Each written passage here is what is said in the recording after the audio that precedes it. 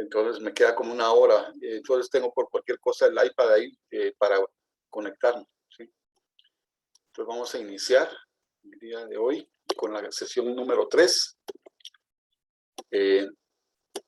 donde ya vamos a entrar a conocer algunas de las herramientas clásicas de la gestión del conocimiento.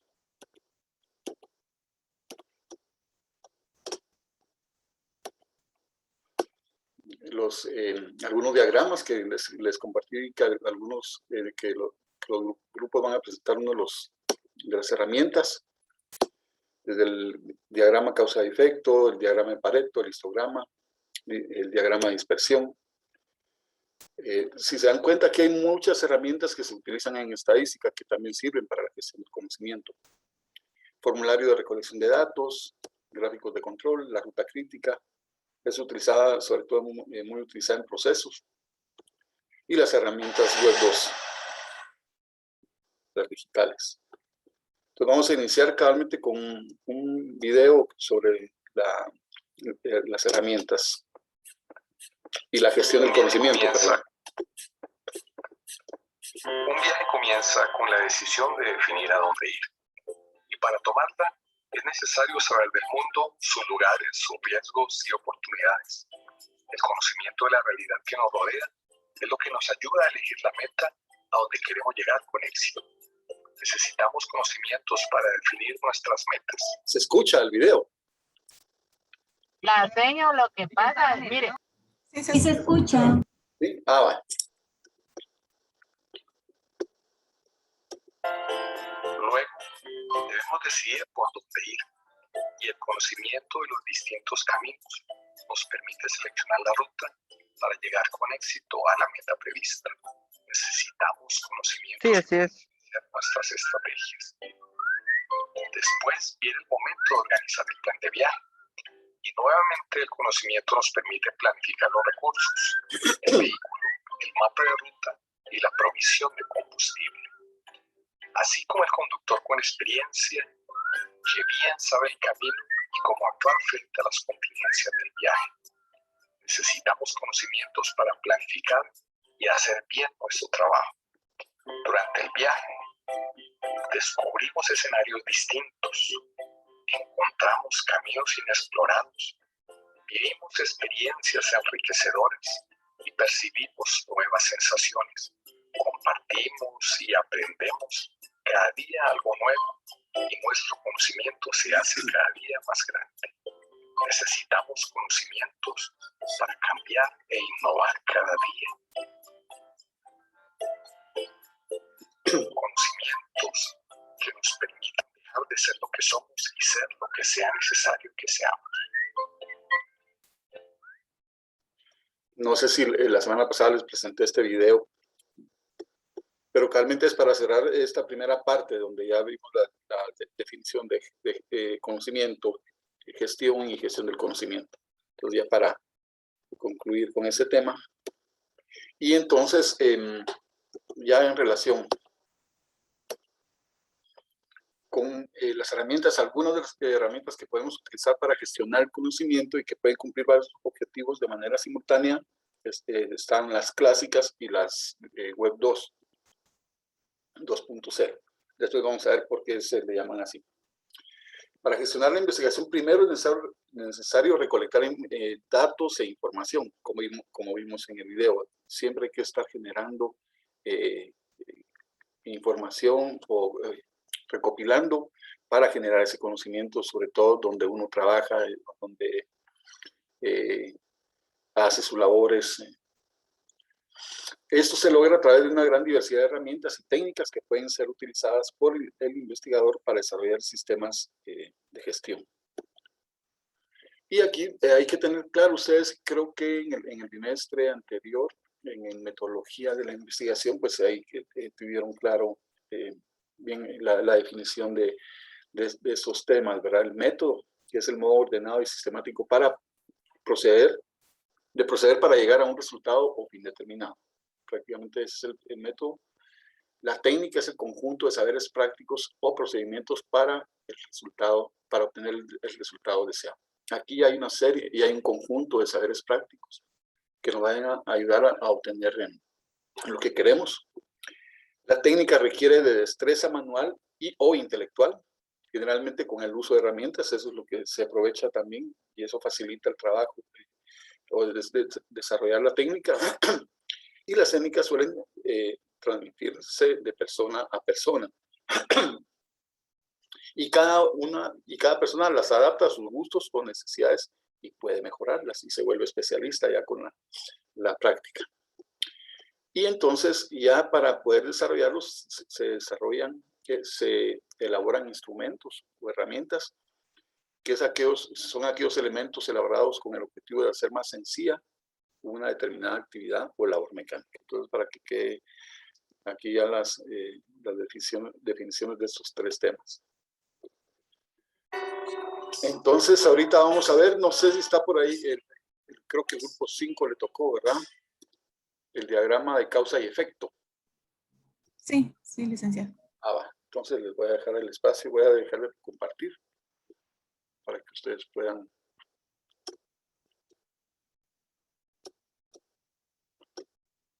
poner la presentación.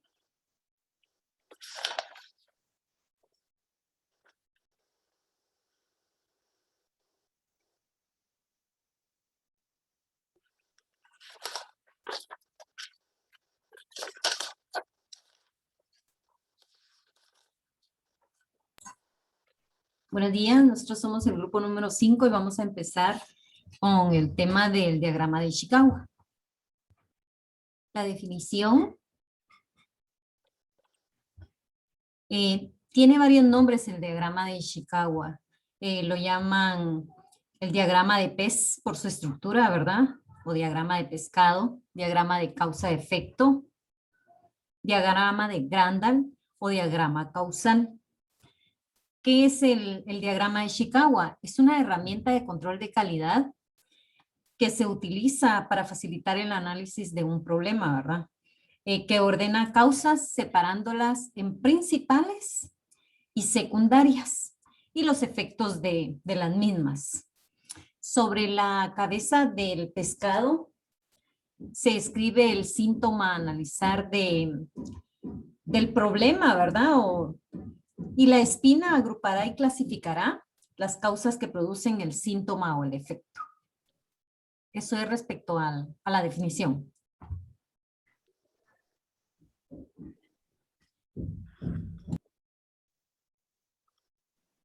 El origen del diagrama de Ishikawa fue desarrollado en 1943 por el doctor Kaoru Ishikawa en Tokio, quien fue un químico industrial japonés experto en calidad, considerado el padre del análisis científico de los problemas industriales.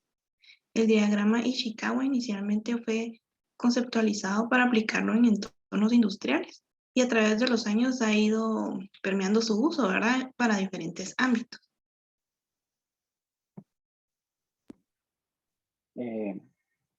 Bueno, dentro de las características de lo que es el diagrama, tenemos, como pueden ver, una línea horizontal, la cual a su extremo lateral derecho pueden observar la flecha, que es donde se coloca el problema principal, ¿verdad? Y también van a tener otras líneas diagonales, las cuales van a determinar las posibles causas que estas pueden conllevar a dicho problema.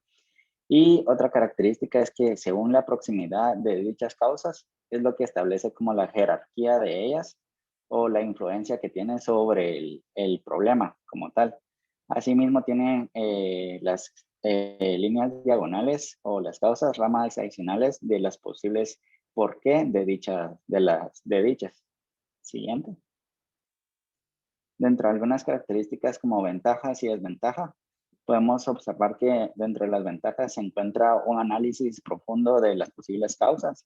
La representación visual también capta la atención del grupo y es mucho más fácil de entenderla.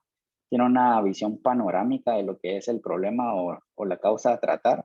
Y también otra ventaja es que identifica las posibles debilidades que tiene y que pueden ser prevenibles para que no lleguen a un problema como tal.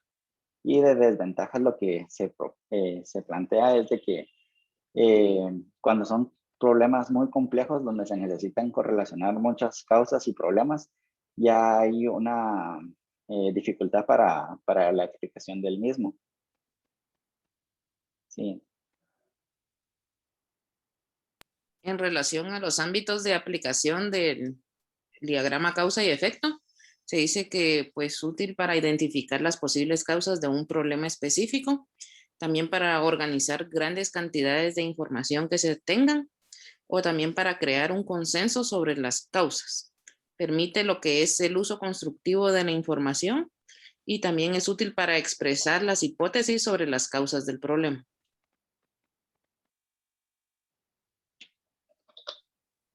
Bueno, ahorita ya habiendo escuchado la descripción así en general del diagrama de agua, vamos a ver un ejemplo. Aquí está. Lo hicimos basado en la situación que hay actualmente en el país. Este diagrama principalmente, pues, como ya nos dijeron, se aplicaba más en empresas, en la industria, para evaluar los procesos, ¿verdad? En que están fallando, pero que actualmente se ha ido adaptando a otros ámbitos, ¿verdad? Entonces, nosotros aplicamos este diagrama para, como dijo mi compañera Rosario, presentar hipótesis de por qué hay una escasa vacunación contra la COVID-19 en Guatemala. Y en la descripción del diagrama de Chicago mencionaban el método de la 6M. Sí, 6M.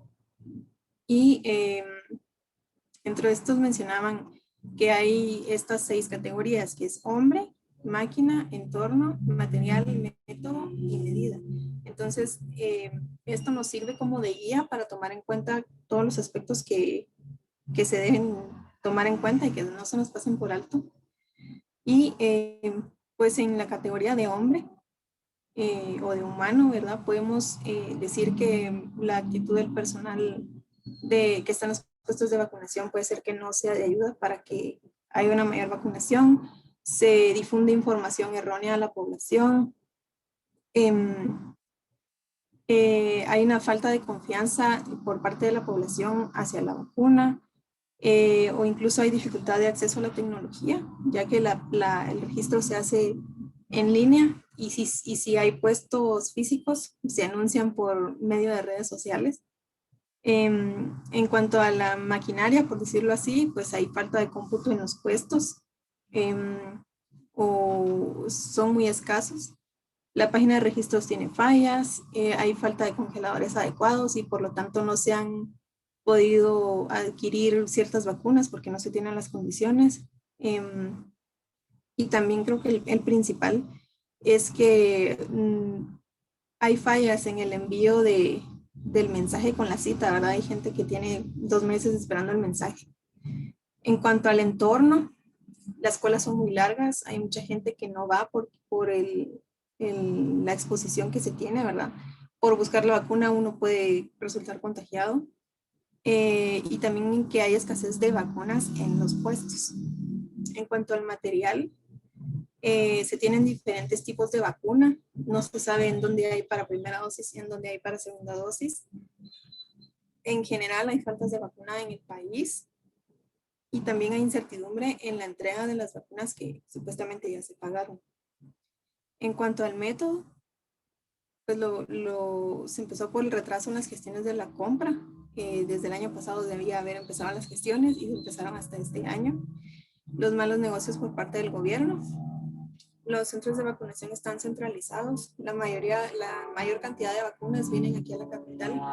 Obviamente porque aquí hay más gente, pero también en el interior del país hay menos puestos de vacunación.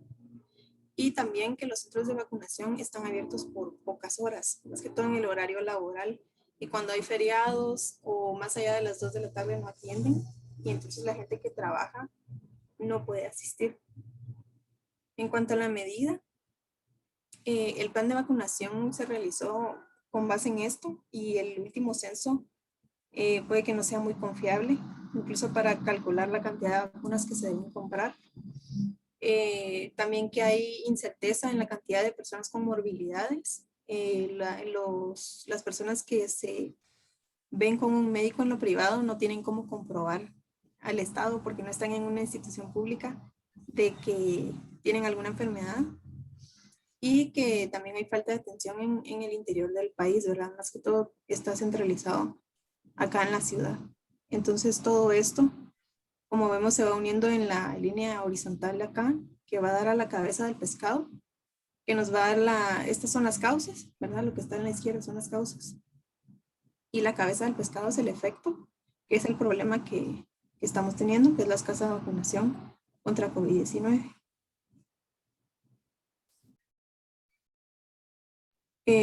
Como nosotros también tenemos que exponer sobre la herramienta web, no sé si eso va a ser más adelante, licenciado. Sí, más adelante lo vamos a... Muy bien. Entonces solamente sería eso. Gracias, re bien. Me parece interesante lo que mencionan sobre todas las ventajas y desventajas al inicio, ¿verdad? Porque nos ayuda a poder distribuir cada una de las situaciones. En este caso, como ahí se menciona, las personas, el hombre, la máquina, el entorno. Y por ejemplo, para ese análisis quisiera un puntual interesante, ¿verdad? Porque entonces, al analizar la situación de por qué no se vacunan, por ejemplo, en la parte de la causa, las partes causales en el hombre están también creencias o influencia de la religión.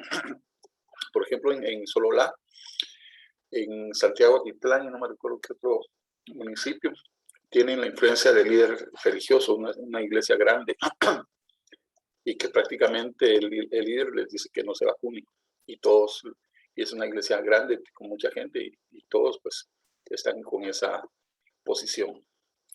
Entonces así uno va analizando también en la parte de materiales, bueno, ¿por qué no contamos con la vacuna? ¿Verdad? Las razones de por qué, bueno, por los malos negocios, ¿verdad? Manteniendo las condiciones también adecuadas, hay unas vacunas que requieren más baja temperatura y todo eso se debe tener en cuenta. Entonces, gracias por la presentación y quiero solo confirmar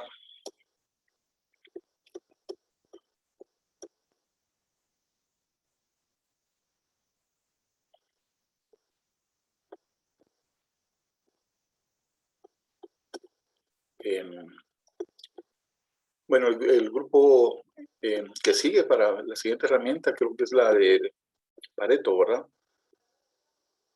Después yo voy a hacer un resumen de lo que presentaron. Entonces está por ahí el grupo 2.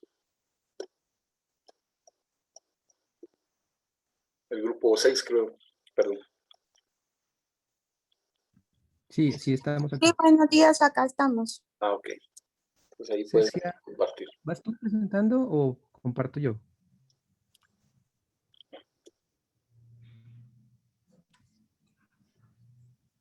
Yo entiendo que tú, José. Gracias. Sí, con gusto. Solo, perdonen, antes tenía que compartir la pantalla.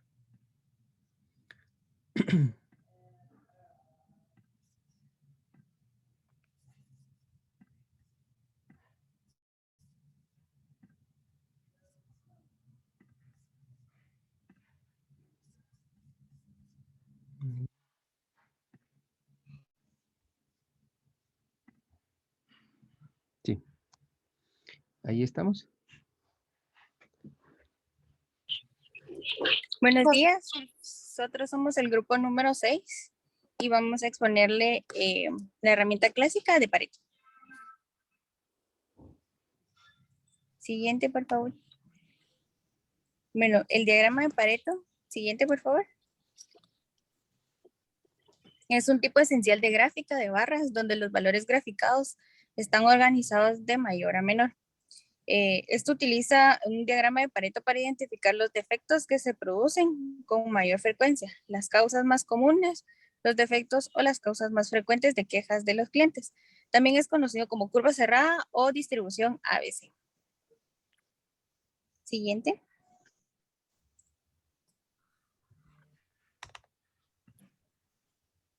El diagrama de Pareto debe a su nombre de Wilfredo Pareto y su principio de la regla 20-80. Es decir, el 20% de las personas controlan el 80% de la riqueza o el 20% de la línea de producto que puede generar el 80% de los desechos o el 20% de los clientes que puede generar el 80% de las quejas. También el principio de Pareto expone, como lo había mencionado, el 80% de consecuencias presentes, que son productos que se generan con un 20% de causas. En otras palabras, sirve para visualizar todos aquellos aspectos que necesitan ser mejorados y que son comunes dentro de un negocio. Lo mismo aplica para procesos y desempeños de los equipos, en fin, para todo aquello que se pueda optimizar. Siguiente, por favor. Y ahí, este es un ejemplo de un diagrama de Pareto simple, ¿verdad? Siguiente. Los elementos del diagrama de Pareto están conformados por una estructura dividida en tres partes. Tenemos el eje Y izquierdo, que es la frecuencia de la ocurrencia del problema. El eje Y de la parte derecha, que es el porcentaje acumulado del número total de ocurrencias. Y la parte inferior, que será el eje X, muestra los problemas, quejas, defectos o desperdicios que se presentaron. Siguiente. Las ventajas de utilizar el diagrama de Pareto. Bueno, es ideal para identificar problemas, proporciona una visión sencilla y completa de los problemas. También permite visualizar un panorama para la toma de decisiones. Ayuda en el análisis y priorización de los problemas. Nos proporciona un apoyo visual con una fácil comprensión de la gráfica de los problemas. Siguiente.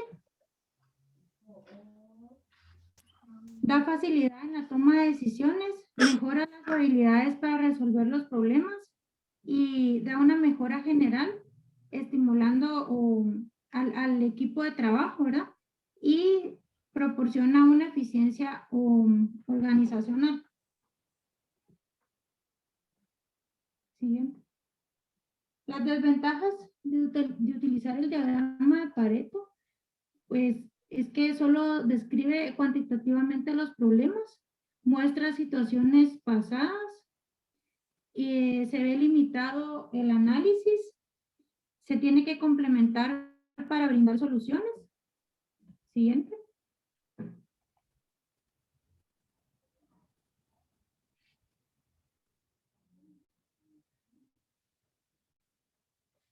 Podemos ver que lo podemos aplicar en todas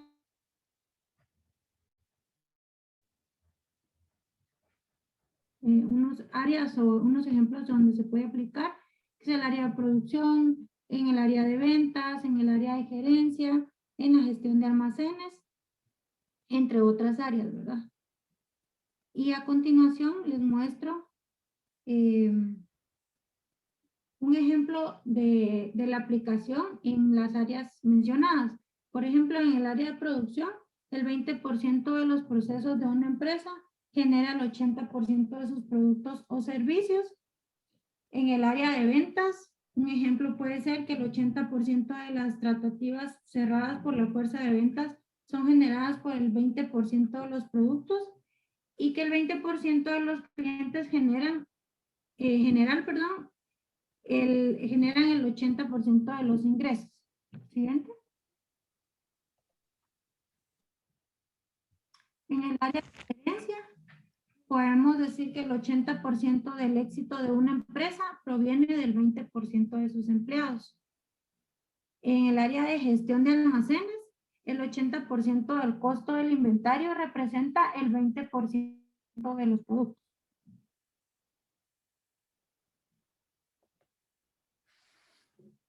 Bien.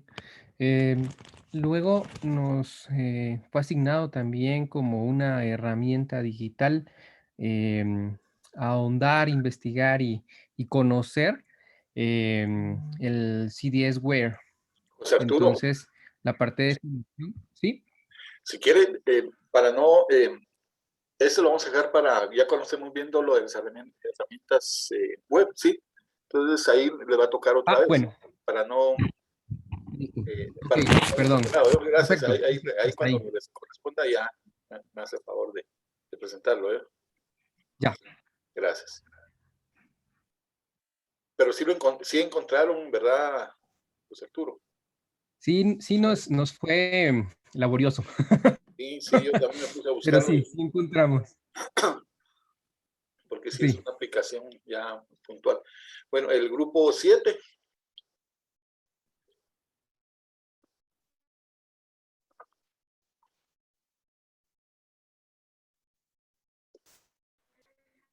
Sí, nosotros, doctor, solo me da 2 minutitos. Estoy componiendo todo acá para poder Les proyectar. tocó el histograma. Sí, así es. Ok.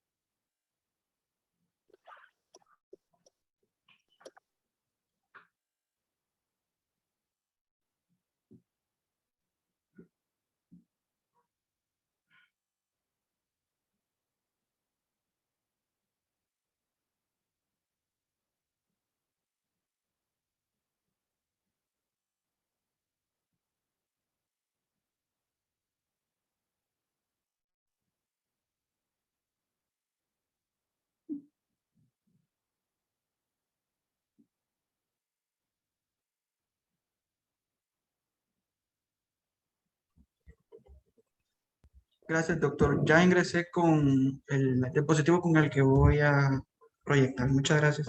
Okay.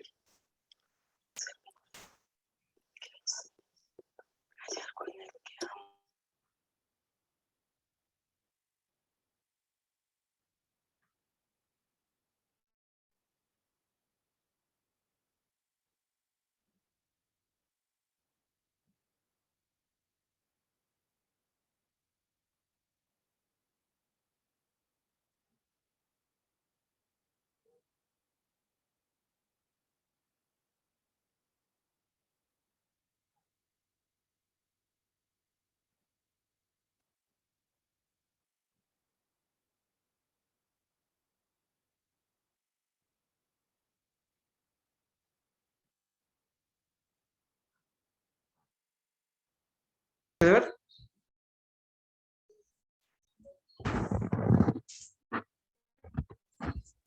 Sí, así es, sí logramos ver. ¿Es visible mi pantalla? Sí. Ok. Fernando, si quieres empezar. Muy buenos días, compañeros.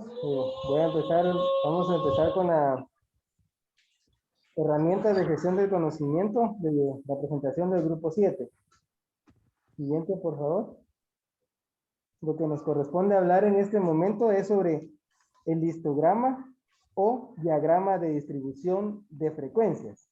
Bueno, el origen de la herramienta, pues del histograma, fue acuñado en el año de 1891 por Carl Pearson, que fue un matemático estadístico inglés, en el cual, si desglosamos lo que es la determinación de la palabra en términos griegos, se divide en histos, que quiere decir mástil, y grama de dibujo o figura. Si hablamos, nos referimos a la definición de un mástil, que venga luego a nuestra memoria lo que es un buque, la cual le va a dar dirección. Y si recordamos algunos dibujitos cuando hacíamos antes de algún barco, de algún buque, sostiene lo que son las velas y va en una sola dirección. ¿Por qué hago énfasis en esta definición? Más adelante vamos a ver por qué la definición es de mástil en cuanto a lo que es el histograma o el diagrama de distribución de frecuencias, porque de ahí viene la definición y la manera en que nosotros vamos a poder interpretar o utilizar el histograma. Siguiente, por favor. Entonces, dentro de lo que es la definición, en estadística, es una representación gráfica de una variable en forma de barras. Si volvemos a la imagen anterior que yo les decía, imaginémonos el buque con su vela y en medio lo que es el mástil o el palo que sostiene lo que son las velas. Entonces, una representación gráfica de una variable en forma de barras. La superficie de cada barra es proporcional a la frecuencia de los valores representados. Y esto nos sirve para obtener lo que es una primera vista o de manera general, o como dice acá la palabra, un panorama de lo que vamos a poder encontrar en la muestra respecto a las características, pero que sean cuantitativas y continuas. Como nos da aquí un ejemplo, lo que es longitud o el peso, como podemos ver acá en la imagen. Entonces va a ser una sola representación y la característica tiene que tener el histograma que va a ser cuantitativo y continuo. Entonces vuelve nuestra imagen del mástil en el buque en una sola dirección, continuo y en este caso cuantitativo, como más adelante vamos a ver un ejemplo del mismo. Siguiente, por favor. Entonces, las características y ámbitos de aplicación del histograma, vamos a encontrar que solamente se representa una sola variable, entonces que venga a nuestra mente la imagen en una sola dirección. La variable representada debe ser cuantitativa y continua. A cada intervalo de la variable le pertenece una única barra. De cada variable, cuando podamos interpretarla, cada barra va a representar una. Y cada barra tiene el mismo ancho concreto. En cuanto al alto de la barra, de cada intervalo dependerá del valor de su frecuencia. Yo creo que esta es una manera fácil de recordarlo y como miramos las imágenes de barra, mientras el mayor valor, la frecuencia que más tenga valor, va a ser el alto de la barra, mucho más grande, volviendo a la imagen de un mástil, en el buque. El gráfico puede adoptar un formato vertical, que era lo que les hablaba, pero por supuesto lo podemos inclinar y lo podemos tener horizontal. De esas dos maneras, tanto verticales como horizontales, de ambas maneras podemos identificar siempre el intervalo que tenga mucho más frecuencia. Y se utiliza cuando se estudia una variable continua, como franjas, por ejemplo, de edades, alturas, y por comodidad sus valores se agrupan en clases, es decir, en valores continuos. Y es lo que vamos a ver a continuación, un ejemplo del mismo. Siguiente, por favor. Acá lo podemos tener el ejemplo. Vamos a considerar que en una empresa donde se pueda brindar servicio de call center en este caso, ya que hoy en día la mayoría, hasta incluso las consultas han cambiado algunas veces en call center, una búsqueda de empleo ha decidido hacer un estudio en cuanto a tiempo que se demoran sus asesores con cada usuario. Entonces, en el primer paso, para este estudio se tomó el tiempo en minutos de asesoramiento que se le va a dar el trabajador con cada uno de los clientes. En este caso serían con 50 usuarios y el tiempo mínimo que se debería utilizar con cada usuario. Siguiente. Muy bien. Mi compañero va a explicar ya lo que son los siguientes del paso 2 en adelante.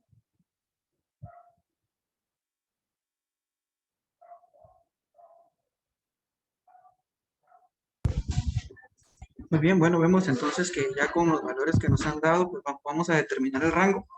Y el valor más grande acá, pues es 15,15 y el más pequeño es 8,2, ¿verdad? Entonces, si hacemos la fórmula, nos va a dar igual a 7,3. En el paso número 3, vamos a calcular el número de intervalos de clase K. Lo vamos a hacer sacando pues la raíz cuadrada dependiendo del número de datos. Y pues esto nos da un resultado de intervalos de clase 7. Vamos a calcular la amplitud entonces o el ancho del intervalo, que esto va a ser la división del rango que hicimos ya previamente En el paso 2, lo vamos a dividir dentro del número de intervalos que ya pues hicimos entre el paso 3. Nos va a dar un total de 1.04. Esto pues bien lo podemos dejar así o lo podemos redondear a 1. Entonces, para la construcción del histograma, pues ya vamos a hacer en paso 5 y 6. Vamos a definir las clases sumándole el valor más pequeño, el ancho del intervalo, hasta que se obtenga 7 intervalos de clase A. Aquí los vamos a agrupar. El valor lo vamos a colocar dentro del intervalo de clase en un límite inferior y en un límite superior. Esto se va a determinar la frecuencia, marca de clase, frecuencia acumulada, frecuencia real y la frecuencia acumulada. Entonces ya podemos ver acá en el histograma cómo lo vamos a construir, ¿verdad? En el ejemplo ya en la construcción del histograma, en el paso número 7, que podamos ver entonces las barras como ya previamente se explicó.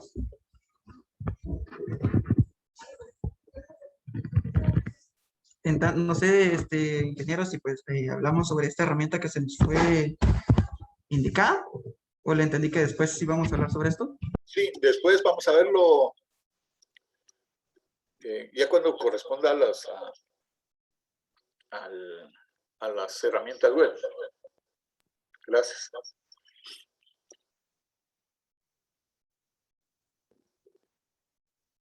Solo quería mencionar de esas dos, ¿verdad? El histograma, por ahí pusieron un ejemplo. Ah, perdón, el de Pareto, que se me había olvidado mencionarles. Que ustedes han escuchado realmente eso del 20-80, ¿verdad? Y es muy interesante que a veces la mayor parte de las fallas o situaciones que sean depende de un número menor, que es el 20%.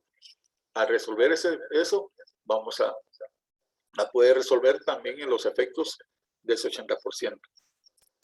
Se recuerdan como los oligoelementos en el cuerpo humano.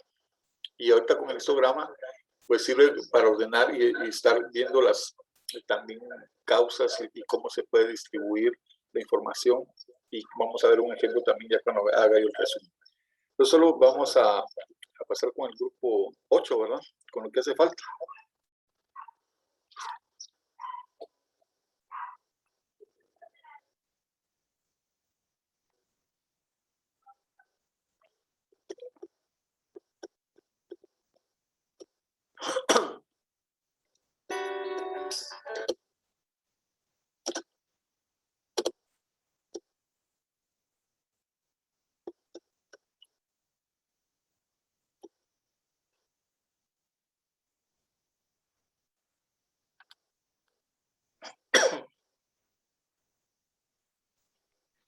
Buenos días, pues nosotros les vamos a hablar acerca de la herramienta clásica, el diagrama de dispersión, también llamada diagrama de correlación o bivariante. Siguiente, por favor.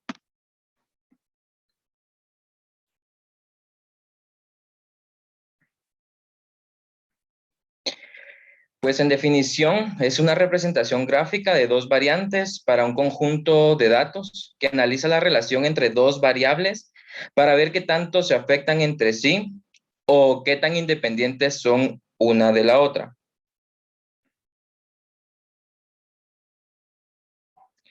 Galton describió el proceso de representación gráfica.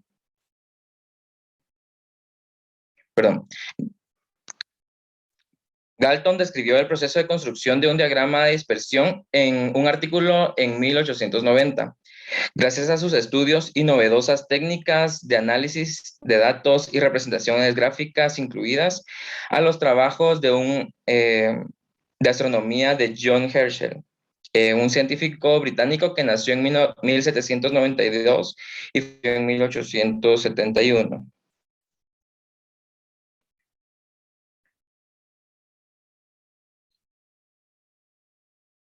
Entre las características y el ámbito de aplicación, el diagrama de dispersión se usa comúnmente para mostrar cómo dos variables se relacionan entre sí.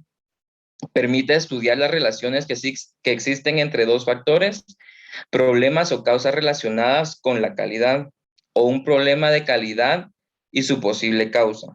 pues su objetivo es analizar estas variables para determinar la forma en que se relacionan o qué tan independientes son una de la otra.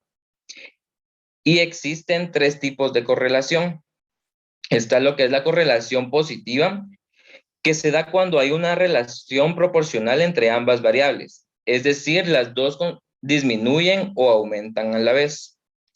La correlación negativa se produce cuando el comportamiento de una variable es diferente a la otra. Por ejemplo, mientras una aumenta, la otra disminuye. Y la correlación nula, que es cuando no existe algún tipo de comportamiento entre ambas variables.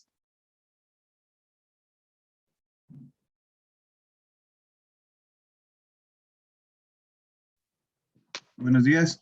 Aquí podemos ver un ejemplo de la dispersión de datos en la cual se da a conocer que una fábrica de jabón pues plantea ir cambiando la fórmula, agregando una nueva materia prima, en la cual fueron evaluando ellos de acuerdo a los porcentajes de agregación de la nueva materia prima, cuál era la conformación o producción de jabón. La siguiente, por favor. Acá podemos ir viendo cómo ellos evaluaron, va el producto no conformado con relación al porcentaje de la nueva materia prima que estaban agregando, el cual es determinante para ellos para ir conformando una toma de decisión que les pueda ir dando cuál es el porcentaje o la cantidad de la nueva materia prima para agregar. El siguiente, por favor. Bueno, como ampliación a este tema, pues en un momento en el tema ambiental podríamos ir, o en el tema de, por ejemplo, podríamos determinar 2 variables, la temperatura y el consumo de agua, que podría ser también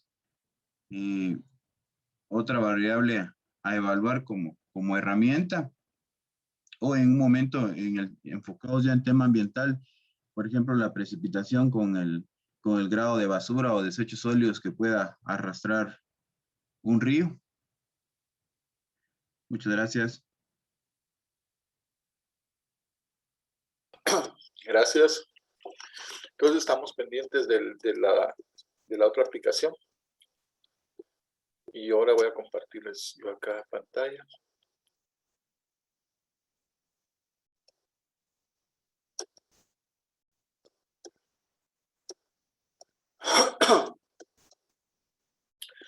Bueno, yo solo voy a hacer un pequeño resumen porque después las presentaciones de ustedes estuvieron bien claras.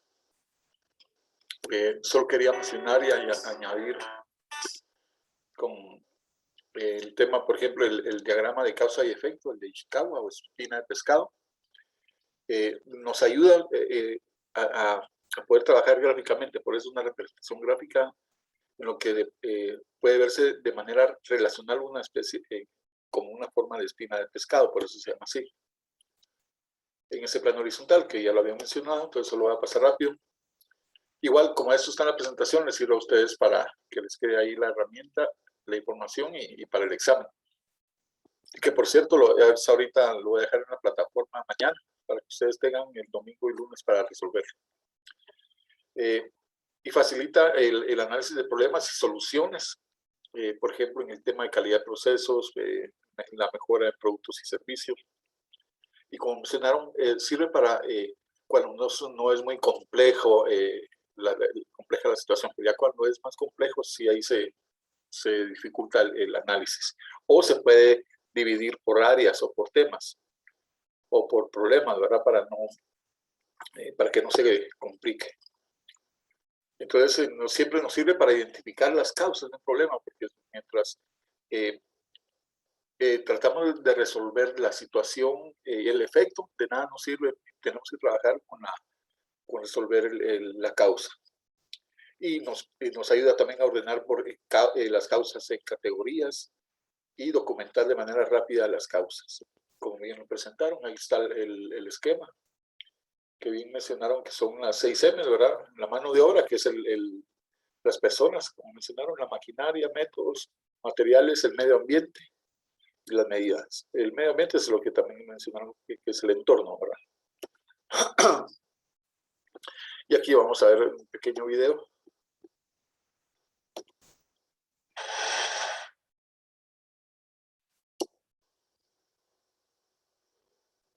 El diagrama de causa y efecto, también llamado diagrama de espina de pescado, es una herramienta gráfica que sirve para encontrar la causa raíz de un problema. Muy útil en procesos de mejoramiento continuo o Kaizen. Fue creado en 1943 por el licenciado en química japonés Karou Ishikawa, por lo que también se le conoce como diagrama de Ishikawa. Consiste en el dibujo de una línea horizontal o espina central, de la cual se desprenden líneas oblicuas, que a su vez se despliegan en más. Estas espinas son las posibles causas. La espina central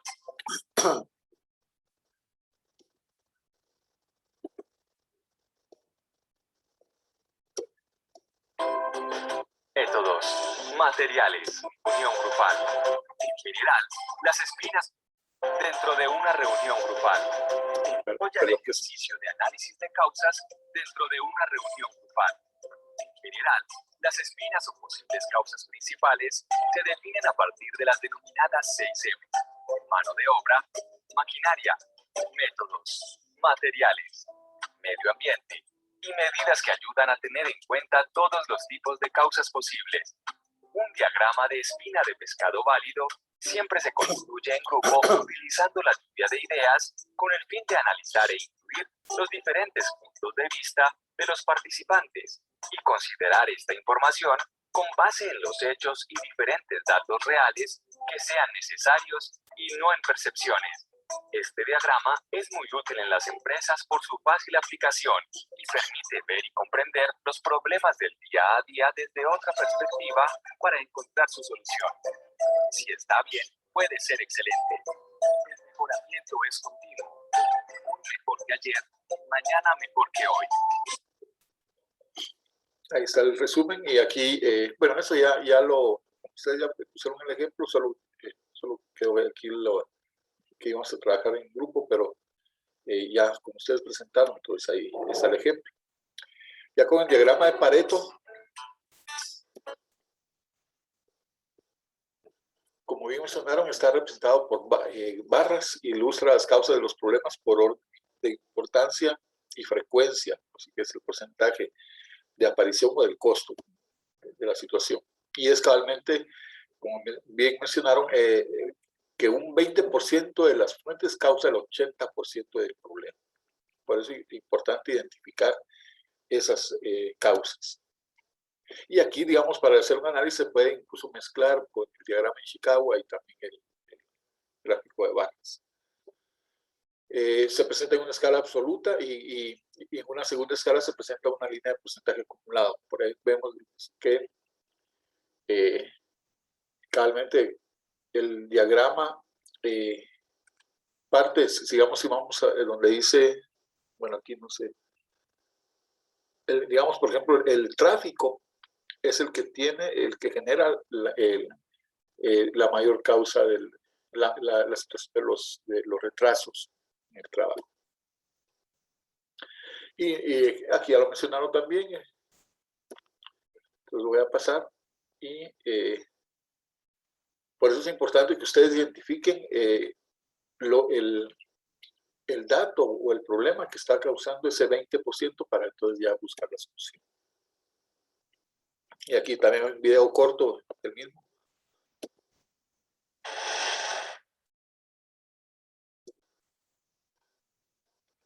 El principio de Pareto es una herramienta que facilita el análisis de los efectos y las causas asociadas a un proceso o situación para concentrarse en los más importantes.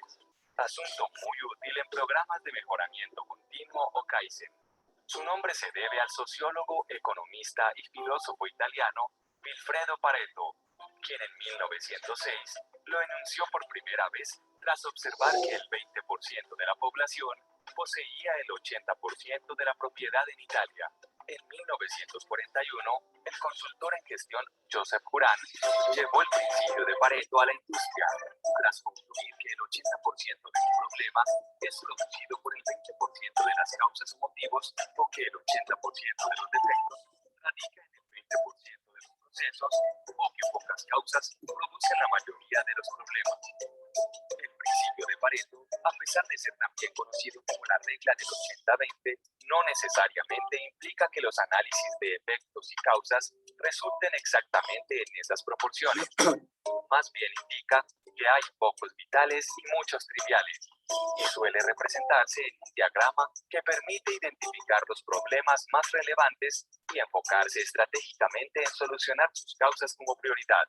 Un diagrama de Pareto muestra información sobre las mudas, pérdidas o errores y su frecuencia u ocurrencia relativa y acumulada en el tiempo, ayudando a la toma de decisiones para eliminarlos. De allí que sea útil para analizar causas, revisar resultados, aumentar la calidad y planear una mejora continua.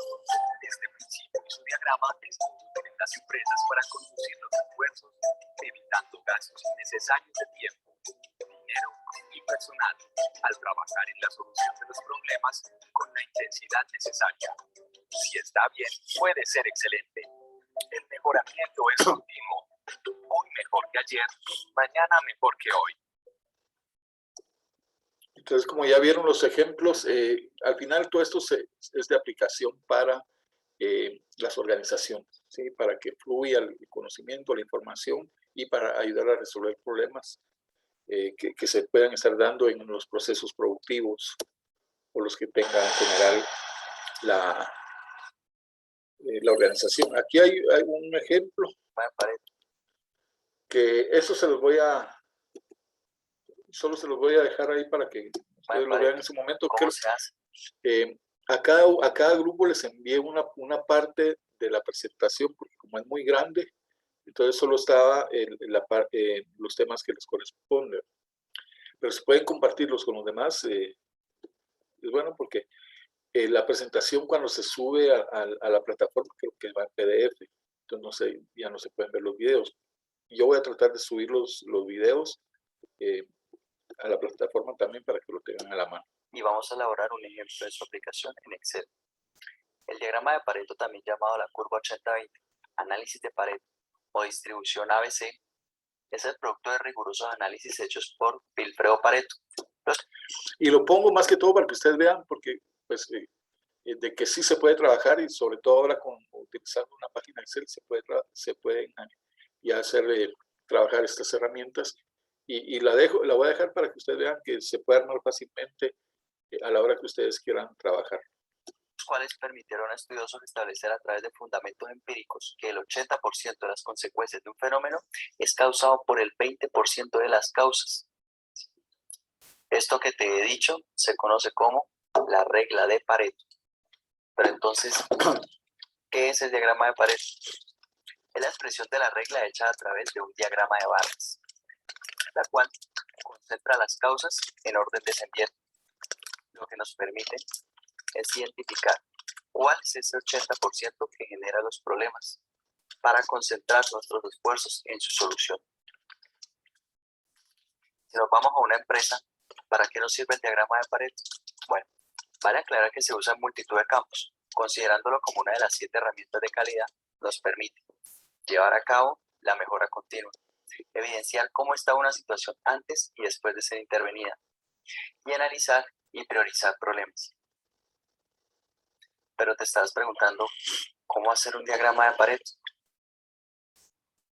Primero que todo, define qué es lo que quieres hacer, en qué situación te encuentras, cuál es la situación, problema o fenómeno por analizar.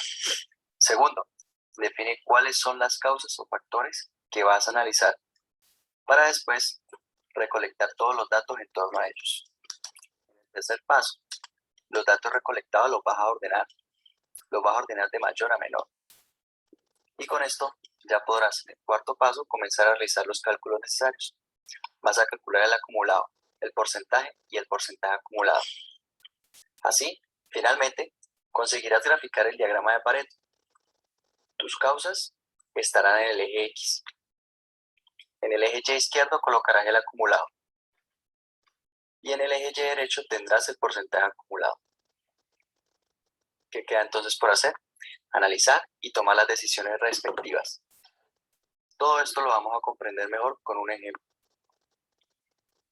Primero que todo tenemos que determinar cuál es la situación que se está presentando, cuál es el fenómeno de análisis que vamos a resolver. En este caso tenemos un aumento de 35% en las quejas y reclamos recibidas en el trimestre 3 del año en curso. Es un aumento importante.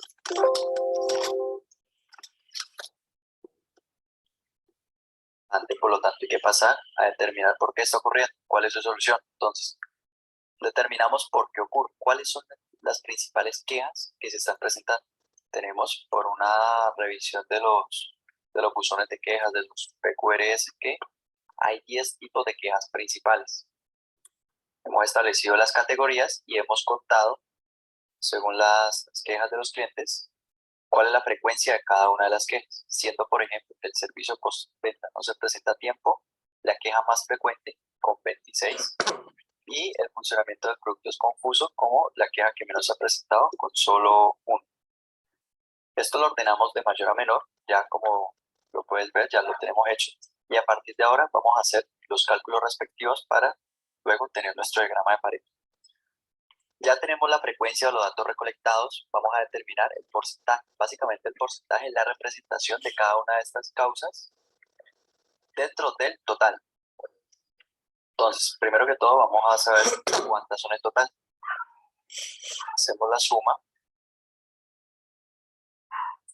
de la frecuencia de todas estas causas y tenemos que en total se han presentado 86 quejas. Vamos a sacar la representación de cada una de las quejas dentro de las 86. Por lo tanto, dividimos 26 dividido 86. Y lo mismo hacemos para las demás. Bien, podemos comprobar que lo que hemos hecho se encuentra bien porque al sumarlos debería darnos 100%. Con esto, claro, vamos a calcular el porcentaje acumulado. ¿Qué es el porcentaje acumulado? Es la suma del porcentaje de todas las quejas, uno tras otro. ¿Me explico? En el primer causa, porcentaje acumulado, pues como solo tenemos una, es su mismo porcentaje, 30%. Sin embargo, en la segunda vamos a sumar 30% con el porcentaje de la segunda causa, que es 23%. En este caso, 53%. De esta forma, si nos vamos al funcionamiento del producto es confuso, que es la última queja, la suma acumulada de todas las causas debería darme 100%. Veamos si es así. Efectivamente, da 100%. Con esto, claro, ya tenemos todos los datos para comenzar a hacer el diagrama de Pareto. En el eje X vamos a colocar las causas que tenemos, las 10 causas que tenemos. En el